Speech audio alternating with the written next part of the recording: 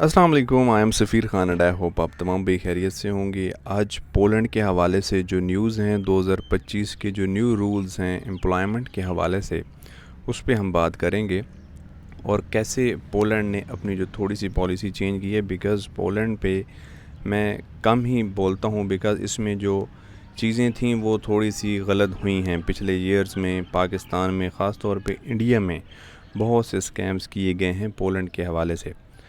Fake work permits दिए जाते थे लोगों को लाखों रुपए लेके उनको फ़ेक परमिट्स दिए जाते थे। तो बहुत से नुकसान हुए हैं पोलैंड के हवाले से और अपॉइंटमेंट के भी बहुत से इश्यूज़ थे। लेकिन अभी 2025 में गवर्नमेंट ने भी ये इनिशिएटिव लिया और गवर्नमेंट ने भी देखा कि कैसे हम और बेहतरी ला सकते हैं और कैसे हम अपनी कंपनीज़ में स्किल्ड लोगों को ला सकते हैं दूसरे कंट्रीज़ से। बिकॉज़ ये एक ऐसा चीज़ है, यानी वर्क परमिट जो भी यूरोप वगैरह के होते हैं या ख़ास तौर पे पोलैंड के होते हैं। अब इसमें सवाल ये पैदा होता है कि क्या तमाम कंपनीज़ जो हैं वो वर्क परमिट देती हैं पोलैंड का? तो ये हरगिज़ नहीं है। आपको तमाम कंपनीज़ जो हैं पोलैंड की वो वर्क परमिट्स नहीं दे सकती। बिकॉज़ कुछ कंपनीज़ हैं जो कि वेरीफाइड भी हैं और जिनके पास अथॉरिटी भी है कि वो दूसरे नॉन यूरोपियन कंट्रीज़ से लोगों को मंगवाएं और उनको सैलरी पे रखें। और एक और जो चीज़ है वो सैलरी की आती है कि क्या आपको जो भी वर्क परमिट कहीं पे भी आप अप्लाई कर रहे हैं या कोई भी लोग आप या कोई भी एजेंसी आपको वर्क परमिट देती है या ऑफ़र लेटर देती है, तो उस पे सैलरीज़ क्या मेंशन है। आप ये ज़रूर देखा करें कि उसमें सैलरीज़ आपकी कितनी मेंशन की गई हैं। बिकॉज़ जो पोलैंड की गवर्नमेंट है उन्होंने अपनी सैलरीज़ बताई गई हैं, उन्होंने कि बता दी हैं कि आपको जो मिनिमम सैलरी यानी जो आपकी एवरेज सैलरी होगी वो तकरीबन 2200 यूरो से लेके मतलब आगे फिर ऊपर तो कोई लिमिट नहीं है, वो आपकी स्किल्ड पे डिपेंड करता है। लेकिन एवरेज सैलरीज़ उन्होंने बता दी हैं कि इस कैटेगरी में इतनी आपकी सैलरी होगी। अगर आप ड्राइवर्स हैं या फिर आप कोई और स्किल्ड का काम करते हैं या फिर आप सॉफ्टवेयर का काम करते हैं तो आपकी इतनी सैलरी होगी। तो उन्होंने एक प्रॉपर तौर पे कैटेगरीज़ बनाई गई हैं। तो ये चीज़ भी होती है, कोई भी अगर फेक होता है डॉक्यूमेंट या कोई ऑफर लेटर तो उसमें भी आप ये देख सकते हैं कि आपकी सैलरीज उसमें कम मेंशन की गई होगी या ये प्रोसेस होता है, तो इस चीज़ को भी आप देख सकते हैं। इसके अलावा दूसरा, बहुत से लोग जो कि विज़िट वीज़ाज़ में इंटरेस्ट रखते हैं और वो जो काफ़ी लोग हमारे क्यूरीज भी आ रही थी, तो उसके हवाले से मैंने लास्ट वीडियो में बताया आपको कि आप विज़िट वीज़ाज़ की भी जो हम काम कर रहे हैं, हम इस टाइम पे शेंजन में काम कर रहे हैं यूरोपियन कंट्रीज़ में और उसमें विज़िट वीज़ा सर्विसेज दे रहे हैं। यानी उसमें स्पेन, पोर्तुगल, नीदरलैंड के भी काफ़ी अच्छी वीज़ा रेशो है, साथ में फ़्रांस आता है। और इसमें जो भी कंसल्टेंसी चार्जेस हैं वो आपके रिफ़ंडेबल हैं, यानी जो भी आप चार्जेस पे करते हैं, अगर इन केस आपका वीज़ा रिजेक्ट हो जाता है, आपको वीज़ा नहीं दिया जाता, तो आपको वो जो कंसल्टेंसी चार्जेस हैं वो हम रिफ़ंड करते हैं। ये कहीं पे भी नहीं हो रहा, कोई भी ऐसी एजेंसी या कोई भी ऐसे लोग नहीं है जो कि ये रिफ़ंडेबल आप चार्जेस ले रहे हों। खैर, और इसमें हम वो कैंडिडेट्स का अप्लाई ही हम उन्हीं कैंडिडेट्स का करते हैं जिनके पास डॉक्यूमेंट्स प्रॉपर होते हैं।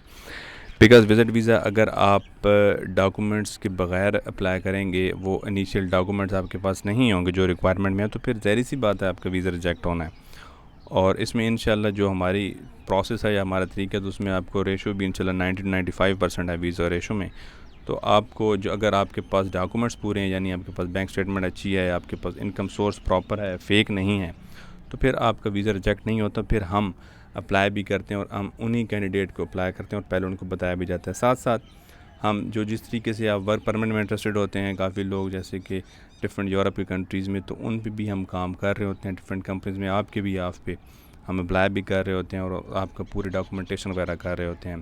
तो ये उन लोगों के लिए जिन लोगों को क्यूरीज थी, जो लोग पूछ रहे थे। व्हाट्सएप नंबर आपको दिया गया है ऑलरेडी, उस पे आप हमारी टीम के साथ रब्ता कर सकते हैं। तो अब पोलैंड में जो हम बात कर रहे थे कि कैसे आपने अप्लाई करना है, या बहुत से लोग जिनके वहाँ पे रिलेटिव्स होते हैं पोलैंड में, या फिर उनको चाहिए होता है कि हम पोलैंड में जाना चाहते हैं, वो इंटरेस्ट रखते हैं, तो पोलैंड में भी कंपनीज़ ऐसी हैं जो कि आपको वीज़ा देती हैं, यानी जो आपको वर्क परमिट देती हैं। लेकिन उसमें फिर यही होता है कि कंपनी आपको सेलेक्ट करती है। बिकॉज़ अगर आपको कंपनी सेलेक्ट नहीं करेगी, ठीक है, और वो आपकी प्रोफाइल नहीं देखेगी, यानी जो बंदे उनको रिक्वायरमेंट में हैं, जो स्किल्स उनको चाहिए, वो अगर आपके पास नहीं होंगी, तो फिर आपकी सिलेक्शन तो पॉसिबल नहीं है। ठीक, आपकी सिलेक्शन तभी पॉसिबल होती है जो चीज़ आप उनकी फुलफ़िल कर सकें, यानी आप डिफरेंट जॉब्स में अपना काम कर सकते हैं। लाइक जो लेबर हज़रात हैं, लेबर की बहुत कम होती हैं वैकेंसीज़। पोलैंड की जब तक हम बात करते हैं तो जो लेबर्स होते हैं, लेबर हजरात के लिए, उनके लिए मैं कहूँगा कि अगर आपको कोई कहता भी है कि वर्क परमिट दें या ऑफ़र लेटर, तो फिर वो आप समझेंगे वो फ़ेक होगा आपके पास, ठीक है।